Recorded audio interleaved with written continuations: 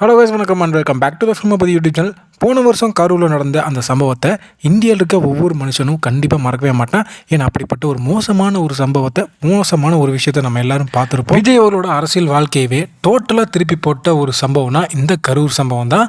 விஜய் அவர்களுக்கு எகென்ஸ்டாக இருக்கணும் அப்படின்னு சொல்லிட்டு திமுக செஞ்ச இந்த சதியை கடவுள் நம்ம சிஎம் விஜய் அவர்களுக்கு இது ஒரு அனுதாபாலையாக மாற்றி விட்டுட்டாரு. இந்த கரூர் ஸ்டம்பர்டு நடக்கிறதுக்கு முன்னாடிலாம் விஜய் ஒரு 10%, 15% ஓட்டு வாங்குவார், அந்த நிலைமையில தான் இருந்தார். ஆனால் இந்த கரூர் சம்பவம் நடந்ததுக்கப்புறம் ஒட்டுமொத்த தமிழ்நாடுமே விஜய் அவர்களுக்கு ஆதரவு கொடுக்க ஆரம்பிச்சது. என்ன திமுக நாம் தமிழர் கட்சி சேர்ந்தவங்க மட்டும் விஜய் ஒரு கொலகாரன், ஊடுகளி அப்படின்லாம் சொல்லி கிண்டல் பண்ணிட்டு இருந்தானுங்க.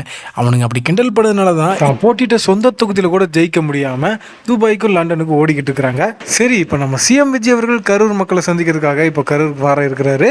முதல்வர் கரூருக்கு வர்றாரு அப்படின்றதுனால ஒட்டுமொத்த கரூர் மக்களுமே மிகப்பெரிய அளவில் எதிர்பார்ப்பில் இருக்காங்க. போன தடவை மாதிரி மறுபடியும் செந்தில் பாலாஜி அவங்களோட அல்லக்கைகளை வச்சு ஏதாவது வில்லத்தனம் பண்ணிடக்கூடாது அப்படின்றதுக்காக 6700க்கு மேற்பட்ட போலீஸ்காரங்களை காவலுக்கு நிற்க வைக்க போறாரா முதல்வர் விஜய் அவர்கள். இந்த 6700 காவலர்களும் தனக்கு பாதுகாப்பாக இருக்கணும் அப்படின்றதுக்காக இல்லைங்க, மக்களுக்கு பாதுகாப்பாக இருக்கணும். தாவேக்க தொண்டை அப்படின்னு சொல்லிக்கிட்டு தாவேக்காவோட துண்டை தோலில் போட்டுக்கிட்டு செந்தில் பாலாஜியோட ஆட்கள் மாறு வேஷத்தில் வந்து மக்களுக்கு நடுவில் கலவரம் பண்ணி ஏதாவது அசம்பாவிதம் பண்ணுறதுக்கு வாய்ப்பு இருக்குது. இது எல்லாத்தையும் அவாய்ட் பண்ணுறதுக்கு தான் இத்தனாயிரம் போலீஸும் சேட்டப் பண்ணுறது தான் தொண்டனாகவே இருந்தாலும் பரவாயில்ல, அரெஸ்ட் பண்ணுங்க அப்படின்ற மாதிரி முதல்வர் விஜய் அவர்கள் கட் அண்ட் ரைட்டாக சொல்லியிருக்காராம். அது மட்டும் இல்லாமல் இந்த மீட்டிங்கில் கரூரில் இருந்த அந்த 41 குடும்பத்தில் ஒரு 32 பேர் தேர்ந்தெடுத்து அரசு பணிக்கு தகுதியுள்ள நபர்களுக்கு அரசு வேலை கொடுக்கணும் அப்படின்றதுக்காக முதல்வர் விஜய் அவர்கள் இந்த மீட்டிங் நடத்திருக்காரு.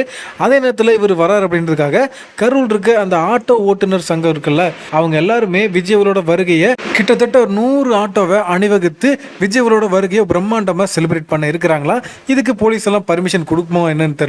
அதே நேரத்தில் இன்னொரு ஐடியா என்னன்னு பார்த்தீங்கன்னா, இந்த அணிவகுப்புல முதல் ஆட்டோவை நம்ம முதல்வர் விஜய் அவர்கள் ஓட்டணும் அப்படின்னு கரூரை சேர்ந்த ஆட்டோ ஓட்டுநர் சங்க தலைவர்கள் மற்றும் உறுப்பினர்கள் ஆசைப்படுறாங்களா.